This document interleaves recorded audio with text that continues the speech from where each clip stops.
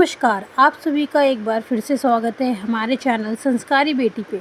हमारे सनातन धर्म में पति की लंबी आयु के लिए और उनकी लंबी आयु की कामना के लिए बहुत सारे व्रत रखे जाते हैं और यह व्रत बहुत ही कठिन होते हैं। और इन कठिन व्रतों में एक व्रत हरियाली तीज का है, जो कि सावन के महीने के शुक्ल पक्ष की तृतीया तिथि को मनाया जाता है। लहलहाती प्रकृति और प्रेम के रंग को समेटे हरियाली तीज अखंड सौभाग्य और परिवार की सुख समृद्धि के लिए और किए जाने वाला है। इस दिन महिलाएं पति की लंबी आयु की कामना से निर्जला और निराहार उपवास रखकर भगवान शिव और माता पार्वती की पूजन वंदना करके झूला झूलती हैं और फिर सुरीले स्वर में सावन के गीत मल्हार भी गाती हैं। माता पार्वती के भगवान शिव से पूर्ण मिलन की स्मृति में यह त्योहार मनाया जाता है। शास्त्रों में वर्णन मिलता है कि माता पार्वती भगवान शिव को पति के रूप में पाने के लिए बड़ा कठोर तप किया था, जिससे प्रसन्न होकर भगवान शिव श्रावण शुक्ल तीज के दिन ही माता पार्वती को अपनी पत्नी के रूप में स्वीकार करने का वरदान दिया था।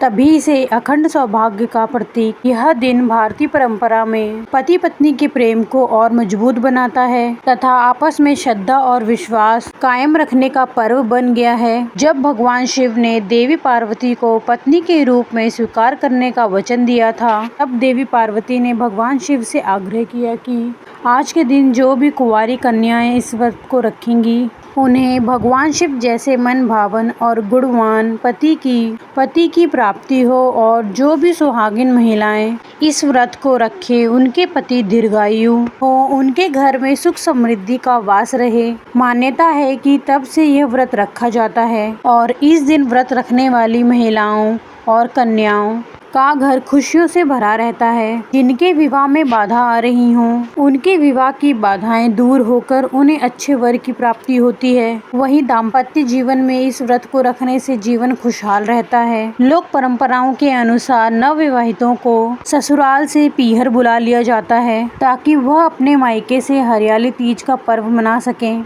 इस दिन महिलाओं को 16 श्रृंगार करके मिट्टी या बालू से माता पार्वती और शिव लिंग बनाकर उनकी पूजा करनी चाहिए। पूजा में सभी सुहाग की सामग्री एकत्रित करके थाल में सजाकर माता पार्वती से मन ही मन अखंड सौभाग्य की कामना करनी चाहिए और फिर हाथ में अक्षत और पुष्प लेकर माता तीज की कथा सुननी चाहिए। पूजा करने के बाद इन मूर्तियों को अगले दिन किसी नदी या किसी पवित्र जलाशय में विसर्जन कर देना चाहिए और प्रवाहित कर दिया जाता है। इस बार तृतीया तिथि प्रारंभ होगी 6 अगस्त मंगलवार को शाम 7:53 से और समाप्त होगी 7 अगस्त बुधवार की रात 10:06 पर। 7 अगस्त बुधवार को सारा दिन ही तृतीया तिथि रहेगी और उदय तिथि के अनुसार इस बार 7 अगस्त बुधवार को ही हरियाली तीज का व्रत रखा जाएगा। इस दिन यह पावन पर्व मनाया जाएगा।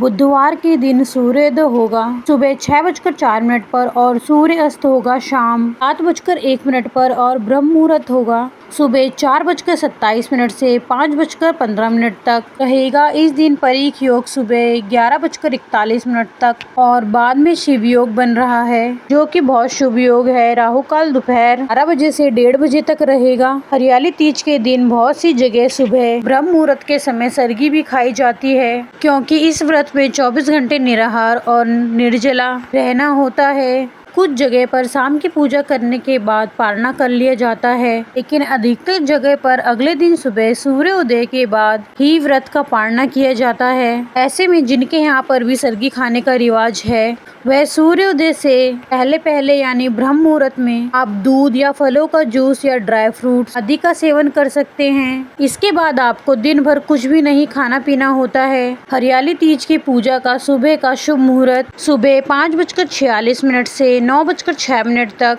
सुबह आप इस समय व्रत का संकल्प लेकर अपना व्रत प्रारंभ कर सकती हैं। ध्यान रहे कि सुबह की पूजा करने से पहले आपको अच्छे से श्रृंगार जरूर करना चाहिए। दोपहर की पूजा का शुभ मुहूर्त रहेगा सुबह 10:46 से दोपहर 12:27 तक। इन शुभ मुहूर्तों में आप शिवलिंग का निर्माण कर सकते हैं, माता पार्वती और भगवान शिव की प्रतिमाएं बना सकते हैं और उनका विधि विधान पूजन कर सकते हैं। शाम की पूजा का शुभ मुहूर्त शाम 5:27 से 7:10 तक के बीच में शाम की पूजा की जा सकती है। इसके अलावा हरियाली तीज की जो पूजा है वह प्रदोष काल के समय में भी की जाती है। प्रदोष काल का समय शाम 6:16 से 7:46 तक रहेगा। इन्हीं शुभ मुहूर्तों में आपको हरियाली तीज की पूजा करनी चाहिए, क्योंकि किसी भी शुभ मुहूर्तों का किसी भी व्रत में विशेष महत्व होता है। व्रत अगले दिन खोला जाता है तो 8 अगस्त गुरुवार को सुबह 6:04 से 7:15 तक के बीच में आप व्रत का पारणा कर सकती हैं। व्रत का पारणा करने से पहले आपको माता पार्वती का श्रृंगार करके